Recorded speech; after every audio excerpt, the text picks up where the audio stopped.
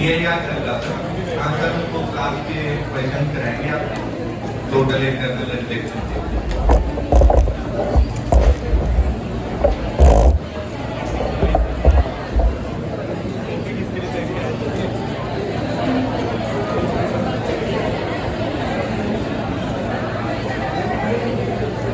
हाँ बेटा देखिए बेटा ध्यान से। तो बेटा एक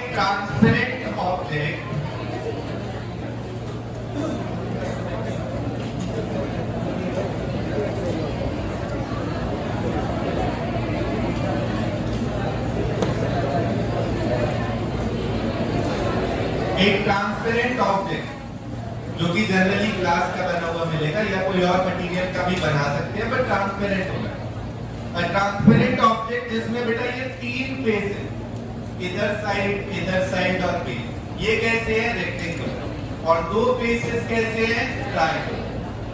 ठीक है, अब इसमें बेटा ये जो ट्रायंगल का एंगल जो आ रहा होता है इसको ए बोल देते हैं।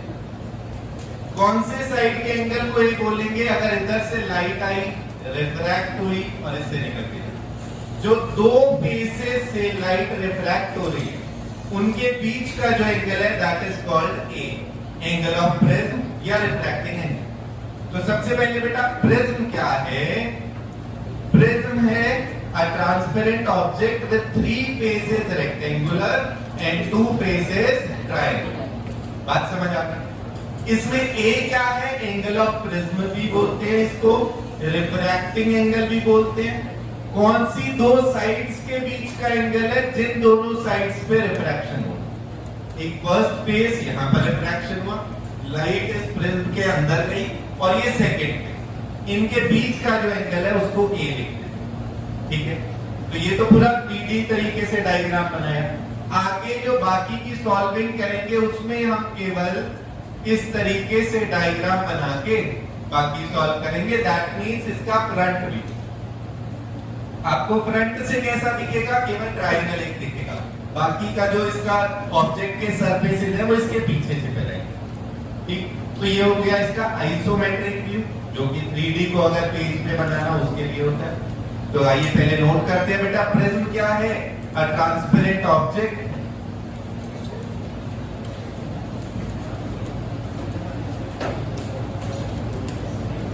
with three faces, rectangular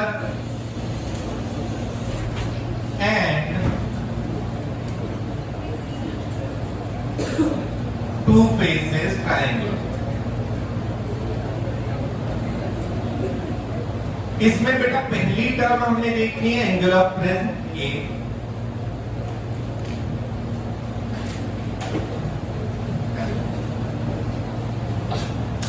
angle of prism ए से डिनोट कर रहे हैं।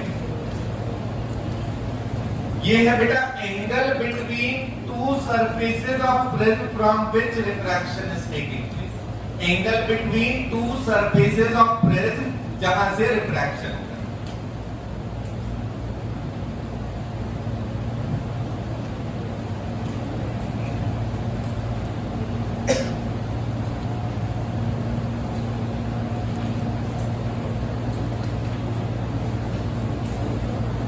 From which refraction is taking place।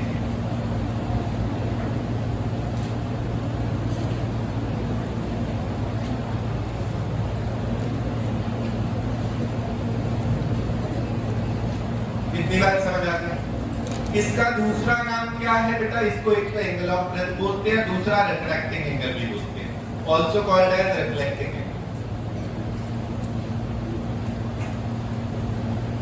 Refracting angle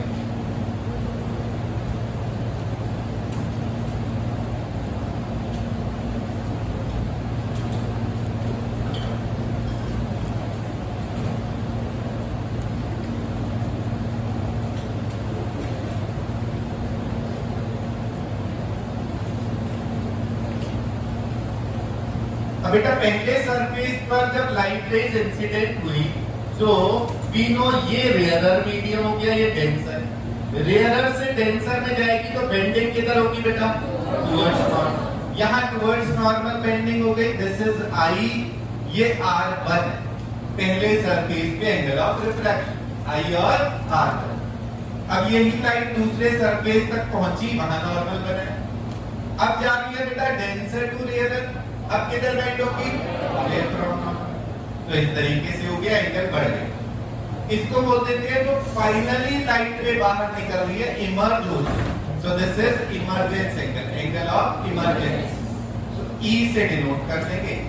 second surface पे इसको R2 नाम देंगे। एंगल ऑफ रिफ्रैक्शन ये फर्स्ट सरफेस पे है, इधर से आई होती तो ये होता है angle of refraction, this is called R2। जहां बाहर निकल गई है लाइट रे, इमर्ज हो गई, वहां पर बन रहा है angle of emergence. I R1 R2 और E, ये एंगल्स क्लियर हो गए। एंड बेटा यहाँ पर क्या है जो ऊपर बना हुआ है? This is angle of prism. अब इसमें अगर हम देखें बेटा जी, ये नॉर्मल टोटल कितना एंगल बनाता है सरफेस से? 90 degree. If this angle is R1, ये दूसरा एंगल कितना हो जाएगा बेटा? 90 माइनस R1। ऐसे ही इधर बना बेटा, इफ दिस इज R2, जो सरफेस से बन रहा है वो कितना हो जाएगा बेटा? 90 माइनस। अब अपने पास ये ऊपर एक ट्राइंगल बन गया जिसके दो एंगल से बेटा, एक 90 माइनस R1, एक 90 माइनस R2 और तीसरा है A। एक ट्राइंगल के इंटीरियर एंगल्स को तीनों को ऐड करो तो कितना मिलता है? 180 होना चाहिए भाई। सबसे पहला रिजल्ट इससे मिलेगा अपने पास 90 minus R1 plus 90 minus R2 plus A is equal to होगा 180। That means 180 plus A minus R1 minus R2 वो 180। ये तीन एंगल्स हुए ना।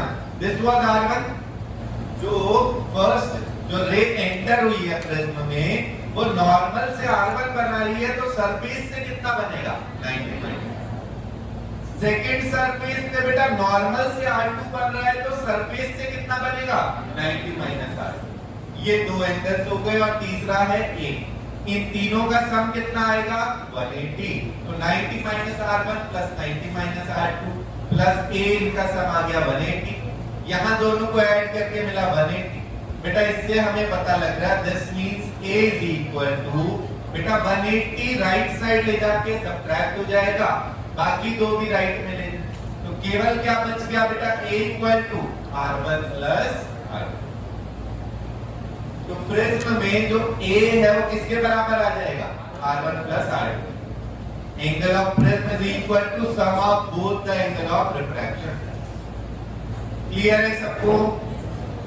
ठीक है, नोट करिए ये पहला रिजल्ट इसके।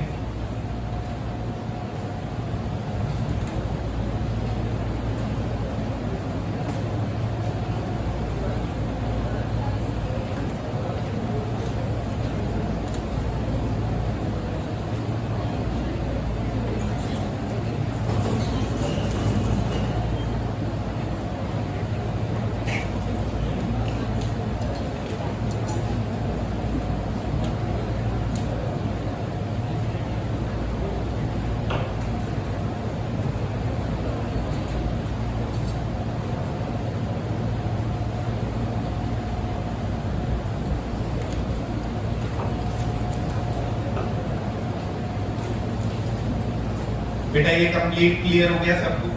तो R1 प्लस R2 किसके बराबर आ गया? A के बराबर, एंगल ऑफ प्रिज्म। अब बेटा नेक्स्ट देखेंगे हम एंगल ऑफ डेविएशन। डेविएशन आपने शायद रिफ्लेक्शन में भी पहले देखा होगा, रिफ्रैक्शन में भी देखा होगा। डेविएशन का मतलब है अपने रास्ते से कितना भटके, अपने रास्ते से कितना भटके। क्यों भाई महिर? अपने रास्ते से लाइट रे कितना भटक रही है उसको बोलते हैं डेविएशन। तो यहाँ पर हमने देखना है ये लाइट रे आई, दिस इज नॉर्मल, मान लिया इस डायरेक्शन में, so this was the incident direction, उसको एक्सटेंड करा, ये आ गया पहले सरफेस का डेविएशन डेल्टा वन, पहले सरफेस का डेविएशन डेल्टा। ठीक बेटा, this is I, this is R, ये पूरा एंगल आई होना चाहिए। ये है डेल्टा वन। तो हमें ये पता लग गया आर प्लस डेल्टा वन किसके बराबर है, आई के। आर प्लस डेल्टा वन किसके इक्वल है, आई के इक्वल। तो डेल्टा वन कितना आ गया बेटा, आई माइनस आर। अब ये इसको नाम दिया आर वन। ऐसे ही पहला आ गया फर्स्ट सरफेस पे कितना डेविएशन हो रहा है, आई माइनस आर। सेकेंड सरफेस के लिए देखें, ये नॉर्मल किधर बेंड हो गई लाइन, जिस रास्ते पे जा रही थी पहले उसको एक्सटेंड करा। ये है कि अपने ओरिजिनल पाथ से कितना बेंड हो गई, दिस इज डेल्टा टू। यहां ये एंगल है R2, इसको एक्सटेंड करेंगे ये बनेगा R2। पूरा कितना एंगल है E। जिस एंगल पे बेटा नॉर्मल से जिस एंगल पे फाइनली लाइट रे इमर्ज हो रही है, that is called E, angle of emergence. ठीक है, जितना अपने रास्ते से बेंड हो चुकी है that is delta, second surface का एंगल ऑफ डेविएशन डेल्टा। और ये आ गया बेटा R2, इसके इक्वल हो। तो अब यहां पर हमें दिख रहा है बेटा R2 plus delta 2 equal to E। R2 plus delta 2 E के बराबर है, दैट मींस डेल्टा 2 कितना आ गया, यहां पर माइनस E माइनस R2। ये दोनों सरफेस के डेविएशन। पहले पे कितना है बेटा I माइनस R1, दूसरे पे कितना है E minus R2। Total deviation के लिए क्या करें, दोनों को ऐड कर देंगे। भाई पहले क्लॉकवाइज घूमा फिर और क्लॉकवाइज घूमा। अगर बाय चांस ऑपोजिट में गया होता तो सबट्रैक्ट कर, पहली लाइट रे की बेंडिंग क्लॉकवाइज हुई, दूसरी भी क्लॉकवाइज। ठीक है, तो टोटल डेल्टा कितना आएगा, दोनों का sum, delta one plus delta two equal to आ गया बेटा I minus R1 plus E minus R2। वो आ गया बेटा, दिस मींस डेल्टा आया है I plus E minus R1 plus R2।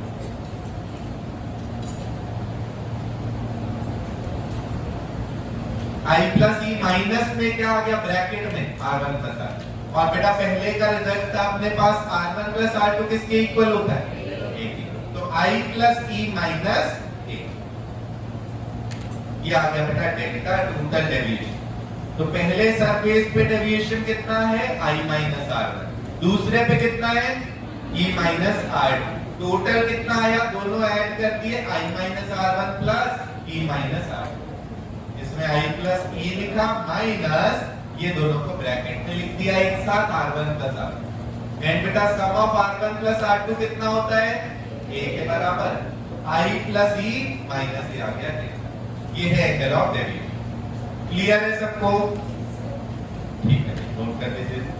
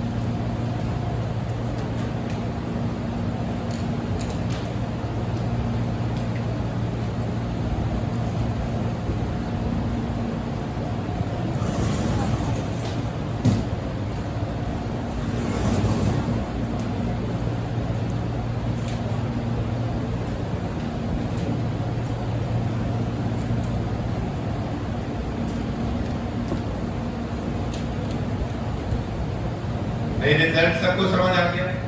Total deviation कितना होगा, I plus E minus A।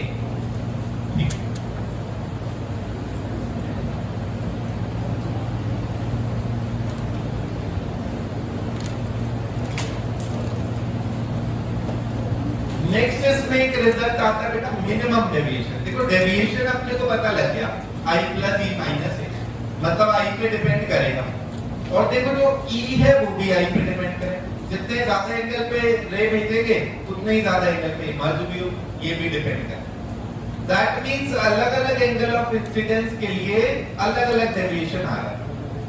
फिर एक्सपेरिमेंटली देखा गया मिनिमम डेविएशन किसके लिए, एक्सपेरिमेंटली देखा है, कोई प्रूफ नहीं है इसके, ठीक है। सो एक्सपेरिमेंटली ऑब्जर्व करा,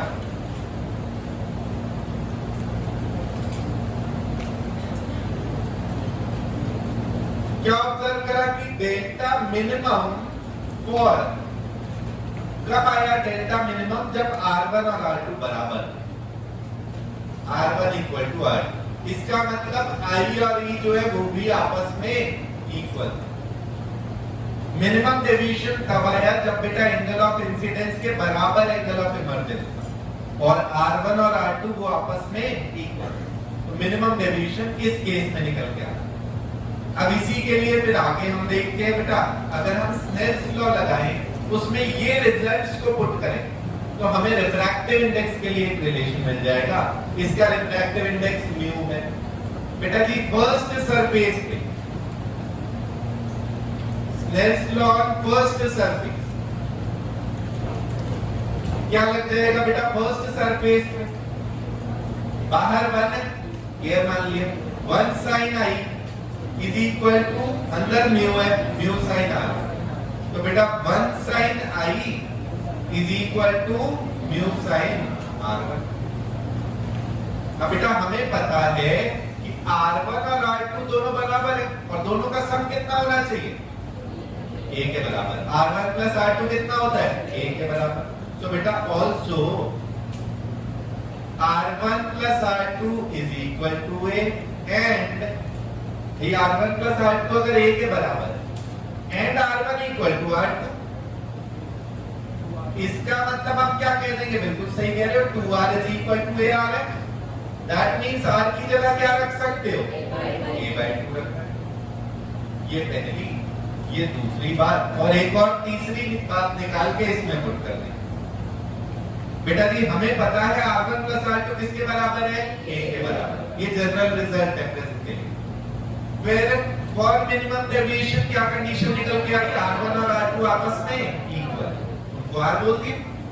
अब बेटा दोनों का सम A था, दोनों बराबर हैं, तो हमने कहा R और R, 2R equal to A आ गया। R को क्या लिख देंगे, A, क्लियर। तो R आ गया A/2, एंड अच्छा डेल्टा जो होता है वो कितना होता है, I plus E minus A। इसका मतलब हम यहां से I अगर लिखना चाहें तो बेटा जी delta plus A is equal, delta plus A कितना आ गया बेटा, I प्लस E। वेयर बेटा R1 R2 आपस में इक्वल थे, तो ये भी तो श्योर है कि I और E भी आपस में इक्वल। भाई I और E आपस में इक्वल है, तो इनको हम लिख सकते हैं I plus E is equal to 2I लिख सकते हैं, where I is equal to E, that means delta plus A is equal to 2I। इसका मतलब I को क्या लिख देंगे, A plus del by A। हाँ ये मिनिमम डेविएशन है तो इसलिए यहाँ पे डेल्टा M लिख देंगे। ये तीसरा रिजल्ट है। अब बेटा सेकंड और थर्ड को फर्स्ट में रख दो, अपने को म्यू का एक रिजल्ट मिल जाएगा। यूज 2 and 3 in equation 1, 2 और 3 जो रिजल्ट आया वो इक्वेशन 1 में रख दिए हैं। देखिए दोबारा देख रहे हैं बेटा, एक बार पहले बताया मिनिमम डेविएशन किस एंगल के लिए होता है, एक्सपेरिमेंटली देखा जब I और E आपस में इक्वल आए तब डेविएशन कैसा है, minimum.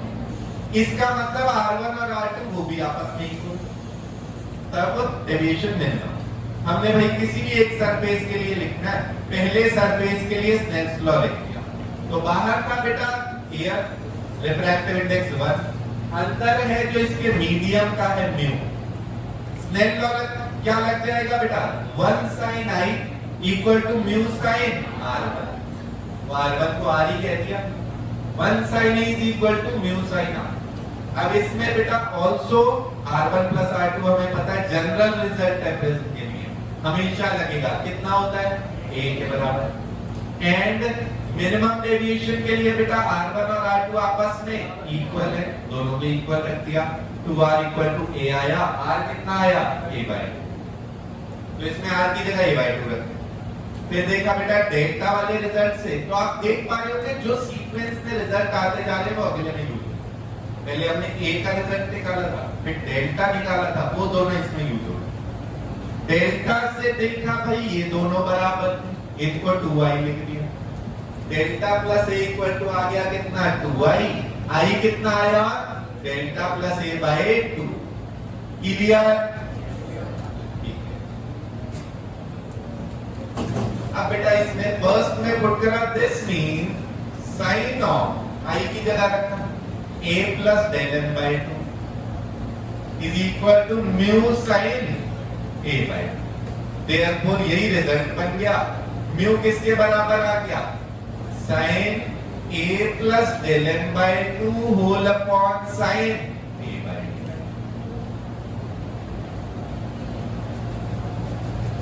Mu is equal to क्या आ जाता है, sine a plus del n/2 whole upon sine a/2। Note करिए बेटा, कहीं कोई डाउट अभी तक?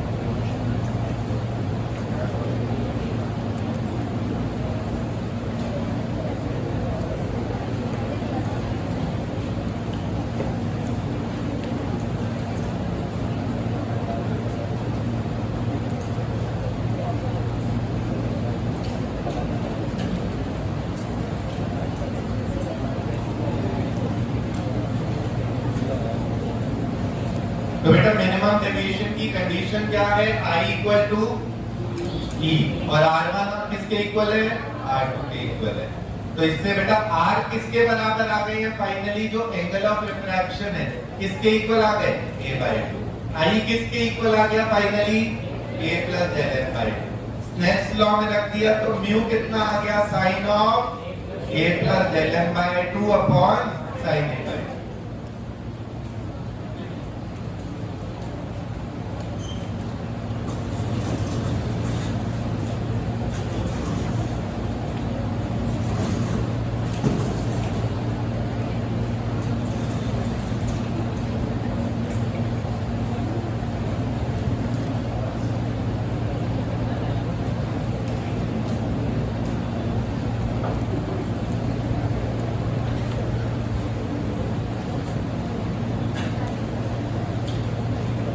नेक्स्ट आता है बेटा मैक्सिमम।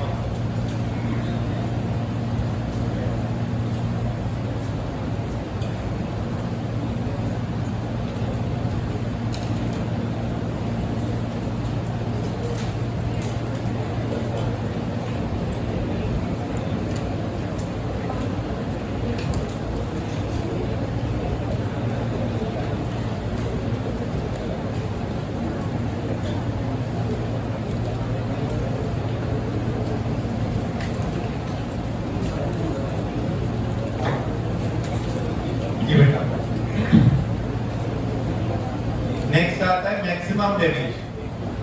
मैक्सिमम डेविएशन किस केस में, रिफ्रैक्शन है, जब तक रिफ्रैक्ट हो। तो बेटा प्रिज्म में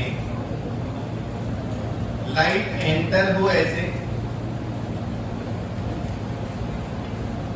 कि इसमें जो डेविएशन है वो मैक्सिमम है। भाई जिस भी पाथ पे जा रहे हैं रिफ्रैक्ट होने के बाद मैक्सिमम टू मैक्सिमम किस सरफेस पे कितने एंगल पे जा सकते हैं, 90 डिग्री।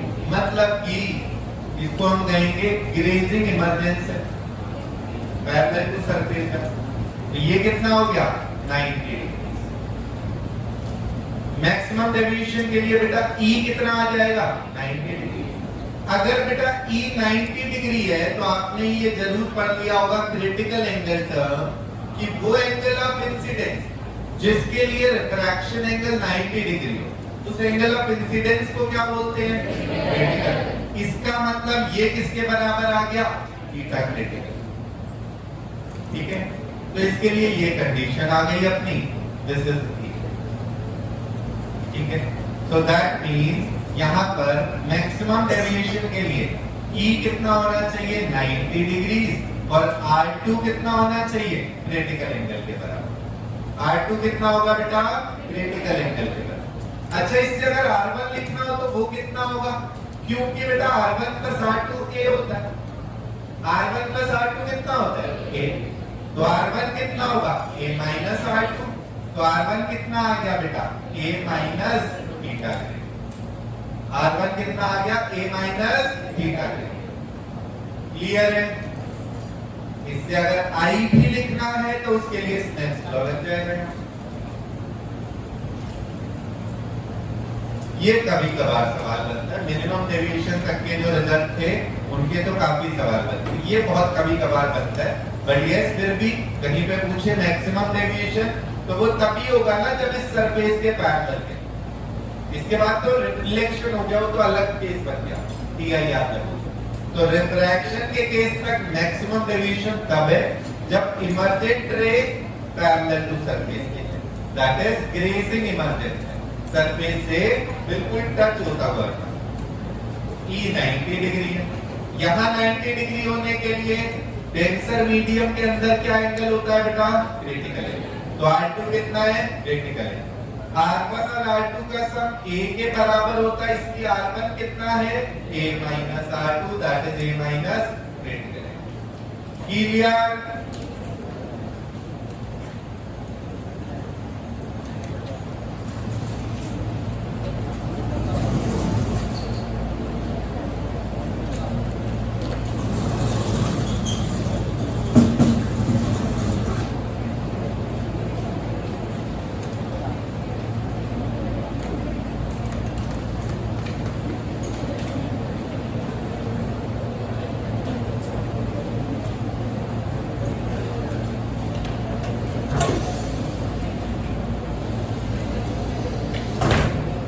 जल्दी आ रहे ये भी खत्म नहीं है।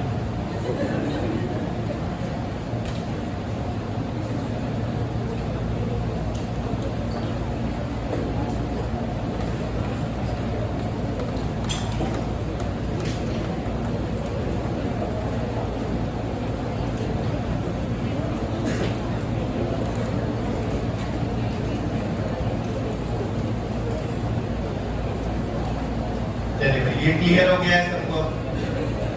अब बेटा इसमें कुछ स्पेशल रिजल्ट आते हैं थिन प्रिज्म के लिए।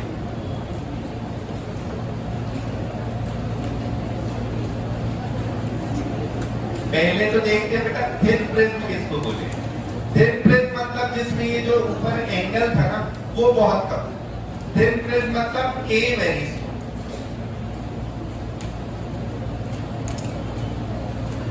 अब बेटा अगर A वेरी स्मॉल होगा, A तो वैसे ही इन दोनों का सम होता है R1 और R2। इसका मतलब हो गया कि R1 एंड R2 भी कैसे हो गए वेरी स्मॉल हो गए। और बेटा R तो किस पे डिपेंड करके I पे। नेल्स लॉ लगता है बाहर का mu into sine I is equal to prism के अंदर का म्यू इनटू साइन R। अगर R बहुत छोटा है इसका मतलब क्या हो गया I and E also very small।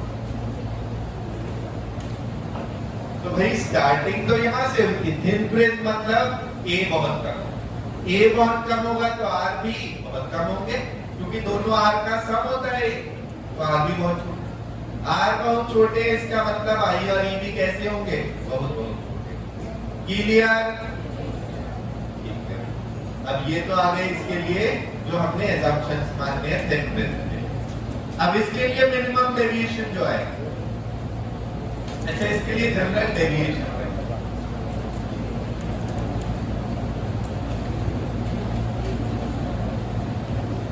जो एंगल ऑफ डेविएशन था डेल्टा, बेटा जनरल जो अपना प्रेजेंट के लिए डेल्टा आया वो कितना आया, आई प्लस ई माइनस ए, ठीक है।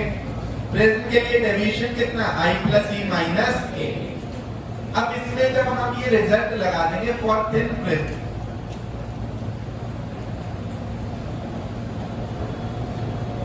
फॉर थिन प्रेजेंट, बेटा फर्स्ट सरफेस के लिए स्नेल्स लॉ अगर लगाऊं 1 sin i is equal to mu sin r1, इसका मतलब बेटा for very very small angle sin theta को क्या लिख सकते हैं, थीटा। तो इसलिए अप्रॉक्स लगा के क्या हो जाएगा, i is equal to क्या लिख दोगे, mu r।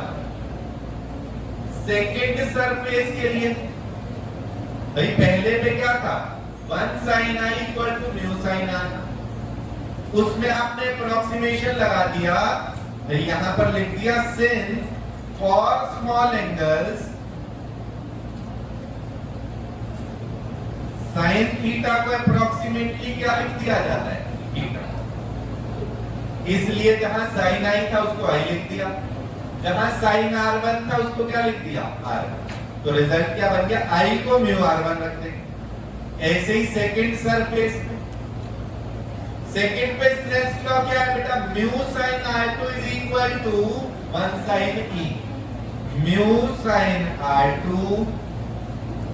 Is equal to 1 sin e। इसमें वही अप्रोक्सीमेशन लगा दो for very very small angle, sin theta को क्या लिखते हैं, थीटा, तो sin r2 को क्या लिख देंगे, r2, so this means mu r2 is equal to e। ये पुट कर दिए जाएंगे 1 2 3, put second and third result in equation 1। This means delta कितना आ गया बेटा, i की वैल्यू है म्यू r1, e की वैल्यू है म्यू r2 माइनस ए हो गया। बेटा इन दोनों से म्यू अगर कॉमन ले लिए जाए, बिल्कुल, तो दिस मींस डेल्टा कितना आया, mu times r1 plus r2 minus है, और बेटा r1 प्लस r2 किसके इक्वल होता है, तो दिस मींस डेल्टा कितना आ गया, म्यू a माइनस a। दोनों के पास a है तो कॉमन ले लिया, डेल्टा कितना आ गया बेटा, mu minus 1 into a into mu minus 1। यह आ गया deviation for thin present. General में कोई भी प्रेजेंट के लिए क्या है, i प्लस e माइनस है, थिन प्रेजेंट के लिए क्या निकल के आया, म्यू माइनस 1 है। समझ आ गया भाई सबको, नोट करिए बेटा।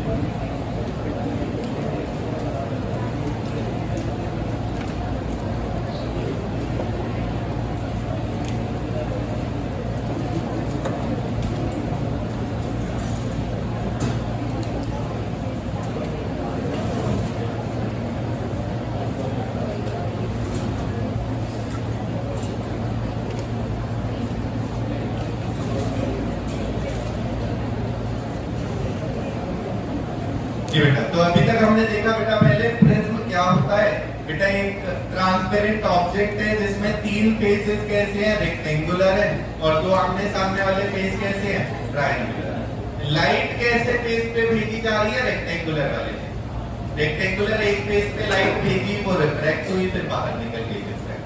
पहले क्योंकि रेयरर से डेंसर गई तो इसलिए बेंड किधर हुई, टुवर्ड्स नॉर्थ। फिर डेंसर से रेयरर गई इसलिए किधर बेंड हुई, अवे फ्रॉम।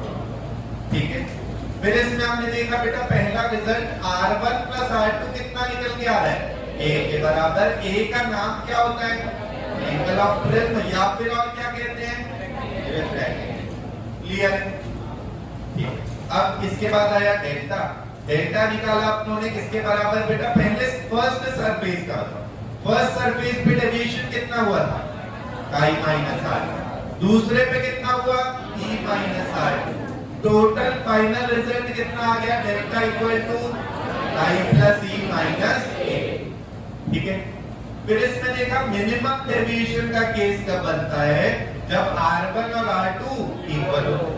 इसका मतलब और कौन आपस में इक्वल है, I और E इक्वल। जब ये इक्वल आए तो उसके लिए म्यू निकल के आया फाइनली। म्यू कितना आया बेटा, sine A plus del m by 2 upon sine A। फिर देखा बेटा थिन प्रिज्म के लिए, अच्छा मैक्सिमम डेविएशन। मैक्सिमम डेविएशन किस केस में होगा, जब फाइनल जो लाइट रे निकली है वो कैसी निकलेगी, 90 डिग्री पे, दैट इज ग्रेजिंग इमर्जेंस बोलते हैं। जो बाहर निकल रहा है एंगल ऑफ इमर्जेंस वो 90 डिग्री है। अच्छा, उससे पहले का एंगल R2 क्या होगा, फिर क्रिटिकल एंगल के बराबर। अच्छा, उससे पहले का R1 क्या होगा, A minus critical angle. Clear है सबको? अब थिन प्रिज्म में देखा, थिन प्रिज्म किसको बोलेंगे, जिसका एंगल बहुत कम है, जो एंगल ऑफ दोनों सरफेस था जिससे लाइट रिफ्रैक्ट हो रही है, मतलब एंगल ऑफ प्रिज्म बहुत कम है। A बहुत कम है तो R1 R2 भी क्या होंगे, बहुत कम होंगे। इसका मतलब अगर R1 R2 बहुत कम है तो I और E भी कैसे होंगे, बहुत कम है, क्योंकि इनमें स्नेल्स लॉ कर लेंगे।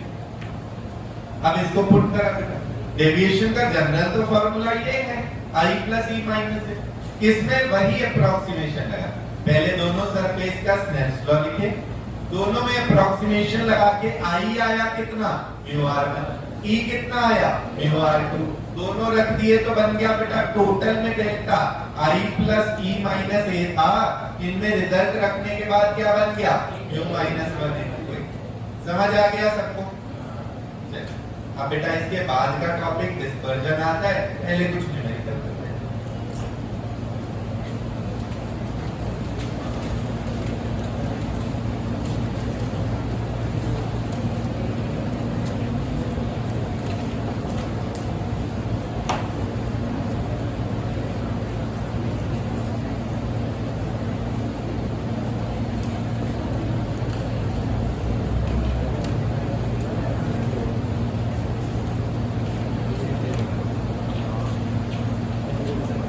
नॉर्मल स्नेल्स लॉ लगा के करना है और कुछ कुछ रिजल्ट प्रिज्म के काम आएंगे।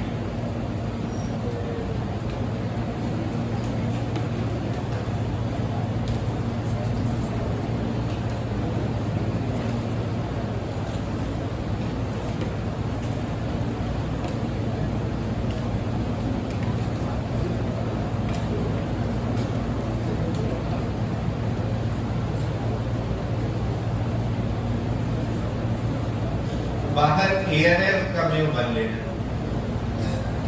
बेटा स्नेल्स लॉ लगाएंगे तो बाहर 1 है, 1 sin 60 degree equal to √3 sin R1।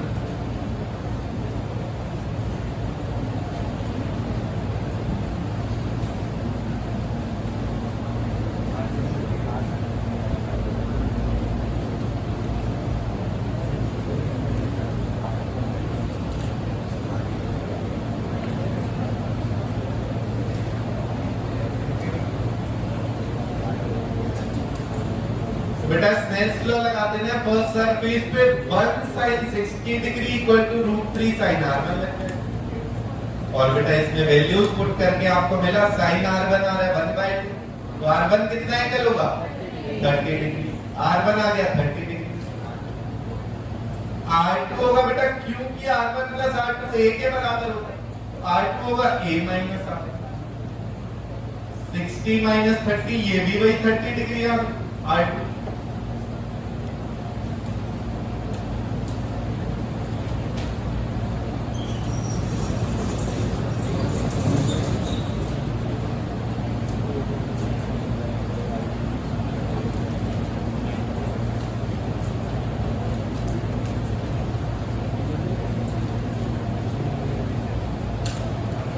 R2 30 degrees आ गया तो फिर से स्नेल्स लॉ लिख के E निकले। अब अपने को जब वैसे भी पता है इस मीडियम में 30 था तो बाहर 60 था, अगर इस मीडियम में यहाँ फिर से 30 है तो बाहर कितना होगा 60, है ना। चाहे स्नेल्स लॉ लिख लो, √3 sin 30 degrees is equal to 1 sin E,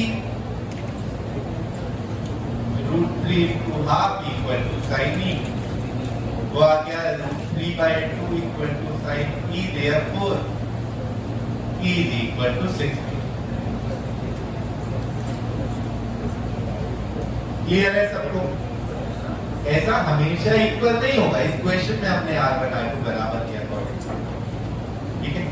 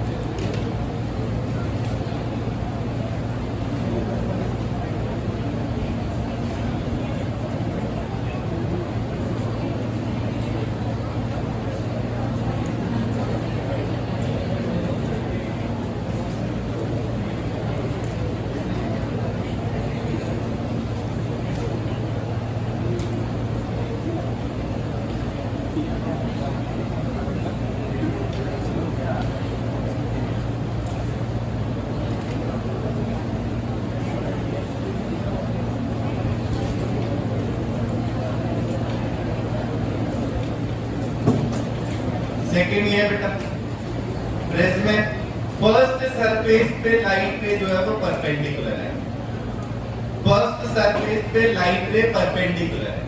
अच्छा आई लिखना हो तो कितना होगा इसमें 0, 90 नहीं, सरफेस से नहीं होता ना, नॉर्मल से होता है। नॉर्मल से कितना एंगल है आई 0, R1 कितना आ जा रहा है बेटा 0, R2 कितना आ जाएगा a माइनस R1, इसमें R2 कितना आ गया 60 degree minus 0, that is 60 degree. E निकालने के लिए स्नेल्स लॉ लगाओ, E के लिए क्या लग जाएगा बेटा स्नेल्स लॉ आ जाएगा mu sine R2 is equal to 1 sine E, यहां म्यू रख दिया जाए बेटा 2/√3 sine 60 degree equal to 1 sine E।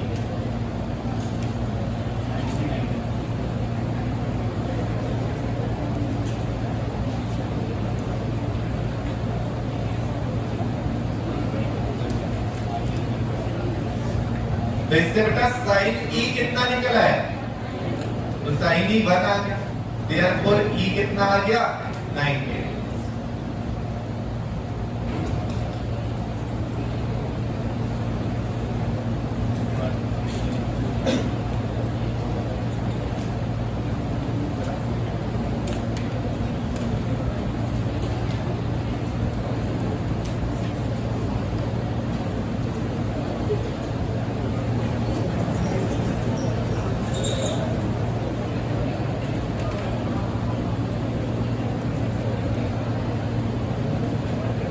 बच्चों ये क्लियर हो गया है सबको?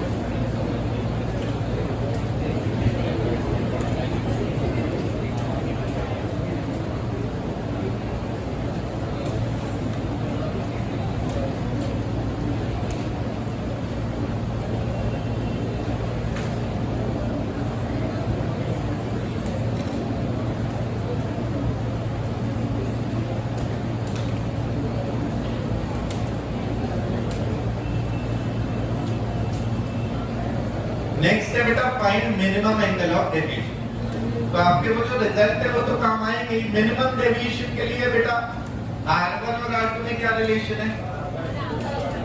R1 इक्वल टू R2, इसको R बोल देते हैं। एंड क्योंकि R1 plus R2 is equal to A होता है, इसका मतलब 2R is equal to A होता है। दैट मींस R कितना होगा? तो यहां पर R कितना आ जाएगा? A/2।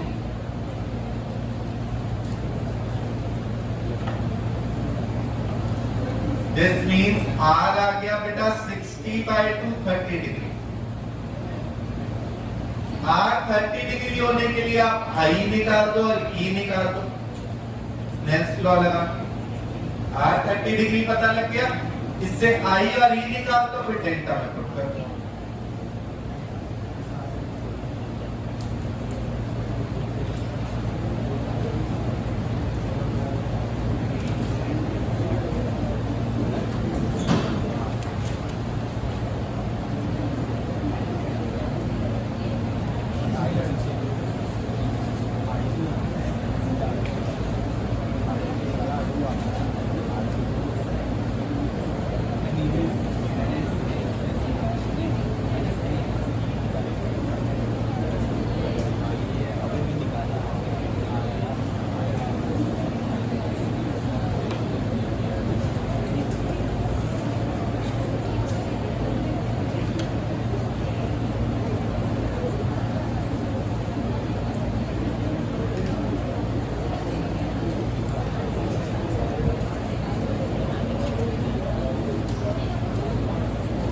बेटा पहले रिजल्ट आपको R का पता लग गया।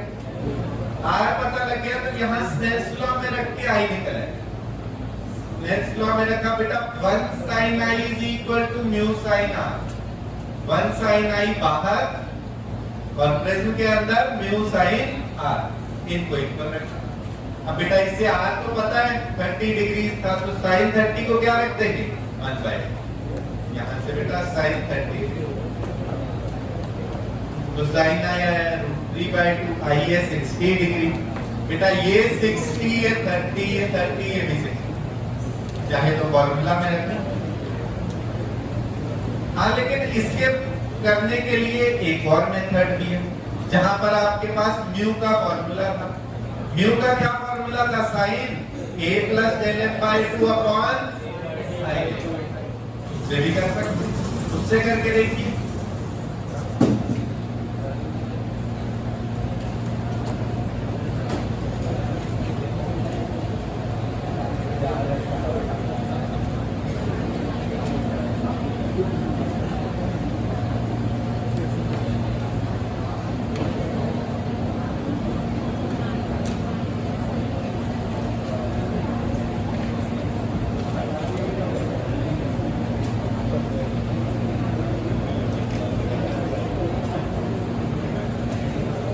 sin A plus del m/2 upon sin A/2 किसके इक्वल होता है? म्यू के।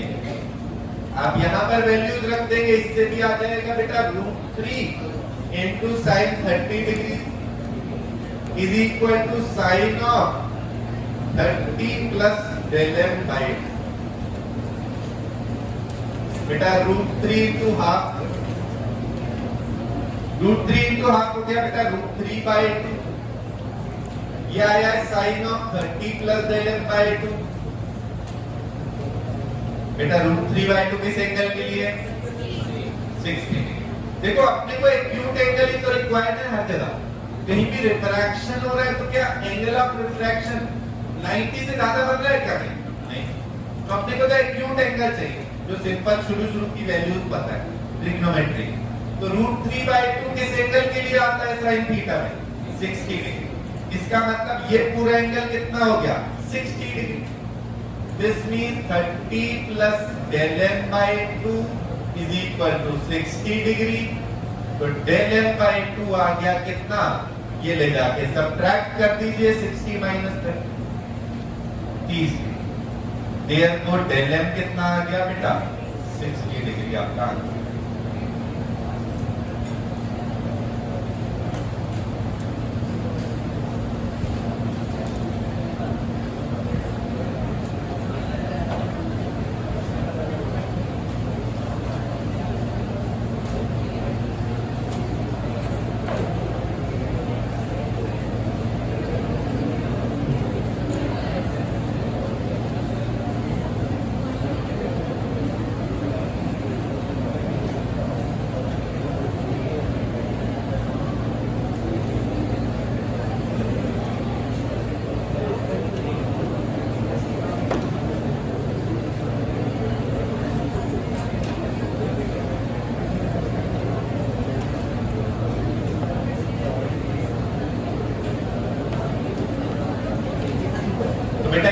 सेकेंड इसमें सॉल्व करने का मेथड हो गया कि अपने पास क्योंकि क्वेश्चन में पूछा ही मिनिमम एंगल ऑफ डेविएशन, तो उसके लिए जो रिजल्ट डायरेक्ट अपने को याद है उससे भी तो ट्राई कर सकते हैं। क्या लगा सकते हैं बेटा, mu is equal to sine a plus del m by 2 upon sine a by 2। a रख दिया 60 डिग्री, म्यू रख दिया √3, ये √3 आ गया। ये साइन 60 बाय 2 हो गया साइन 30 डिग्री, ऊपर sine 60 plus del m by 2 बन गया। इनका रेशियो √3, तो भाई ये न्यूमरेटर यही रहने दिया, डिनोमिनेटर उधर ले गए। √3 into sin 30 degree that is √3 into half, वो बन गया √3 by 2। साइन का ये जो एंगल है ये √3 by 2।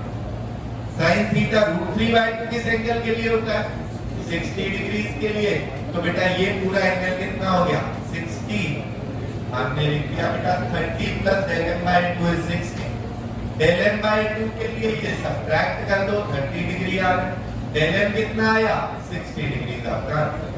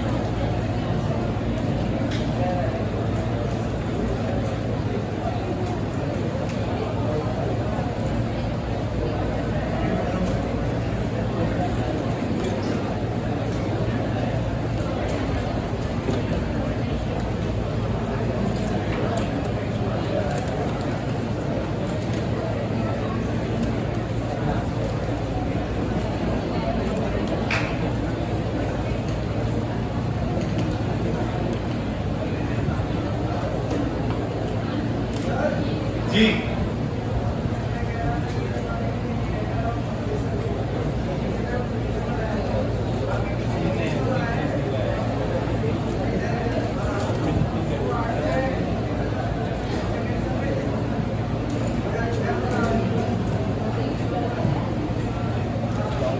तो हमने सामने नहीं एंगल ऑफ रिफ्रैक्शन 2 सेकंड, इसको नाम R2 दिया दोनों, ये नॉर्मल जा रहा है, ये इस रे को आगे एक्सटेंड कर दिया, ये R2 है तो ये भी R2 है।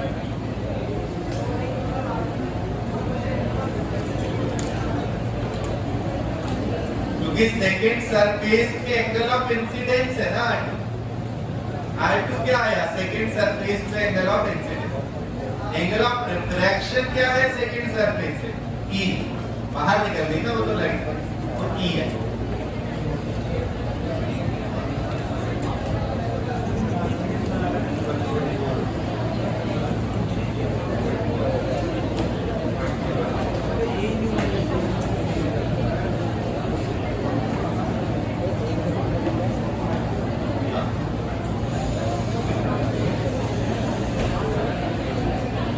√2 की वैल्यू 1.414 होती है, आप 1.4 भी यूज कर सकते हो।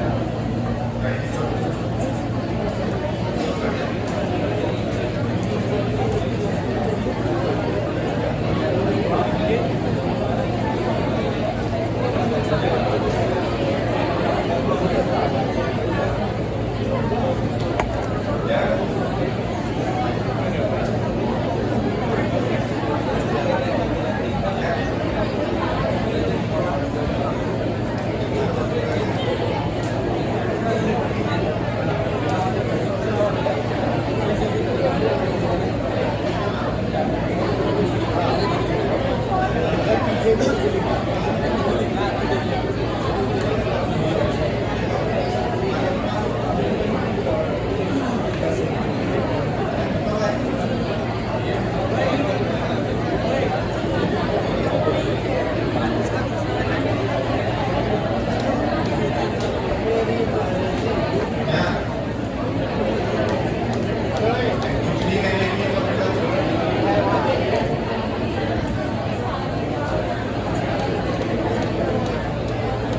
भाई, ये प्रिज्म 4 डिग्री का है तो फिर मानोगे कि नहीं?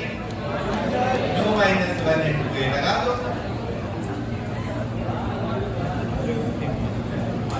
म्यू बेटा √2 माइनस 1 इंटू 4 डिग्री, तो आंसर की डिग्री पे आ जाएगा। √2 की वैल्यू डेसिमल में लिख दीजिए, 1.414 होती है, 1.4 रहने दो चाहे। आंसर आ गया कितना बेटा? 1.6 डिग्री। समझ आ गया? नेक्स्ट क्वेश्चन लिखिए।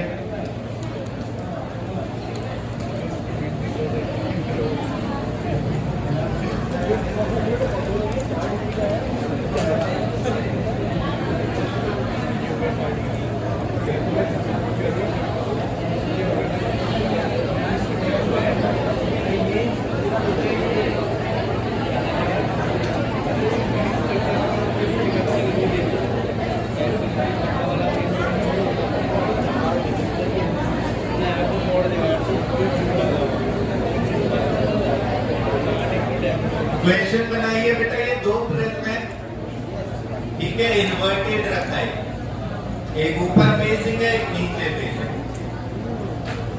दो प्रिज्म है, एक 4 डिग्री म्यू 1.5, दूसरा 6 डिग्री म्यू कुछ। ठीक, अपनों से पूछा भाई म्यू 2 बताना है फॉर 0 डेविएशन।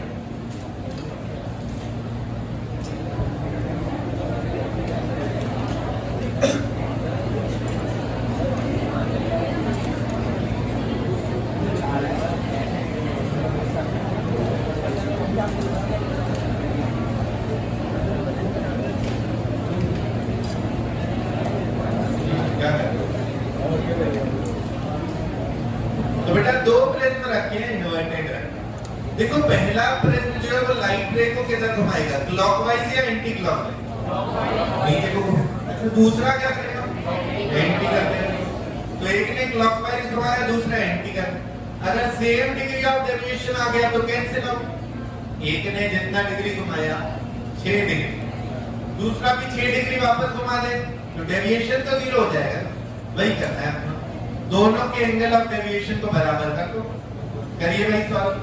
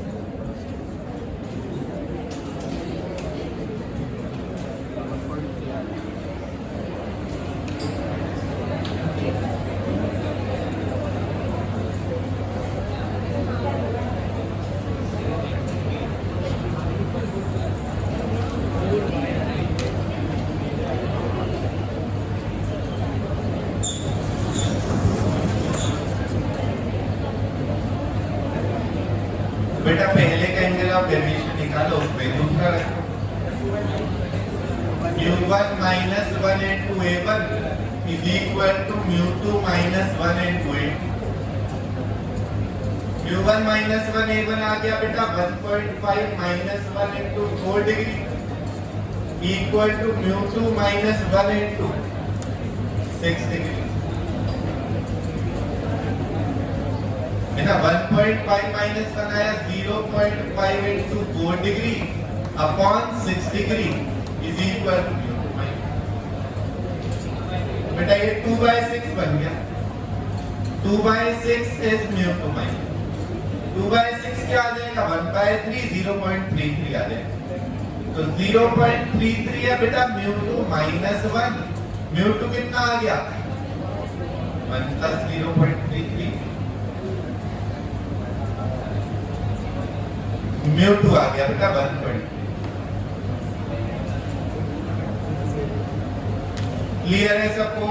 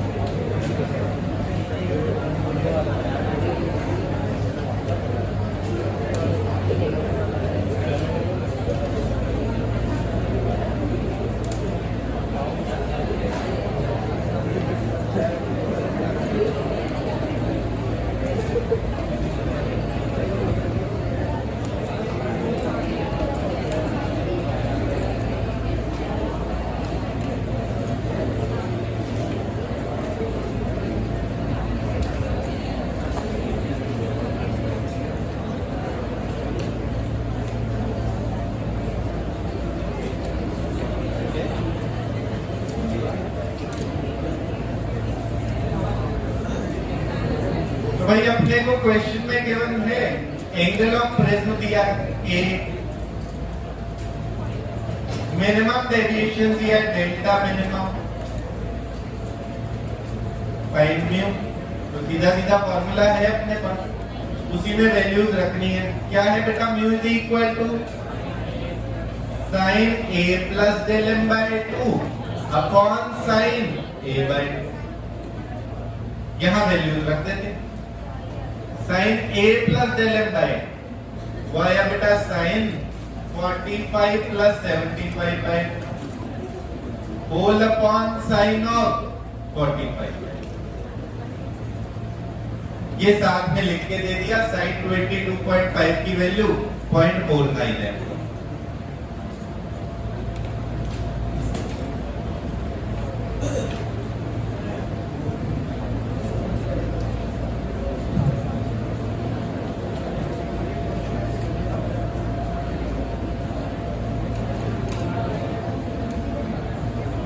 तो बेटा कितना आ गया sine 60 degree upon sine 22.5 degree. Sine 60 degree इसको क्या लिख देंगे √3/2 अपॉन साइन 22.5। वो क्वेश्चन में दिया 0.49, ये आ गया √3 अपॉन 0.98।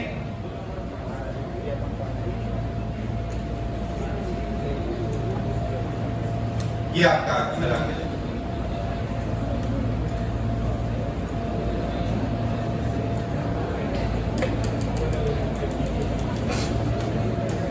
म्यू कितना आ गया बेटा √3 अपॉन 0.9।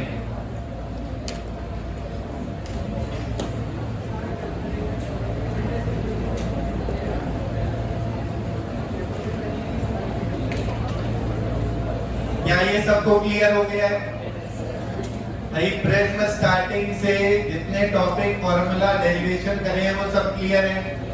प्रिज्म क्या होता है बेटा ट्रांसपेरेंट ऑब्जेक्ट विद कितने रेक्टेंगुलर फेसेस? 3। 2 कैसे? जो ऊपर एंगल है जिन दोनों से रिफ्रैक्शन हो रहा है उसके एंगल का नाम एंगल ऑफ प्रिज्म या फिर एंगल ऑफ रिफ्रैक्शन नहीं, refracting angle. Angle of refraction तो होता है कि रिफ्रैक्ट होने के बाद जो नॉर्मल से एंगल बन रहा हो, तो इसको क्या नाम देते हैं? ये है refracting angle. Clear? R1 plus R2 कितना? डेल्टा कितना? I plus E minus thin prism के लिए डेल्टा कितना? Mu minus 1 into thin prism के लिए कितना बेटा? मिनिमम डेविएशन की कंडीशन R1 और R2 कितना? A की टर्म्स में कितना आता है? इक्वल टू I और E वो भी आपस में, और बेटा A की टर्म्स में कितना आ जाता है? A plus del M by A plus. अच्छा फॉर्मूला म्यू क्या बन गया?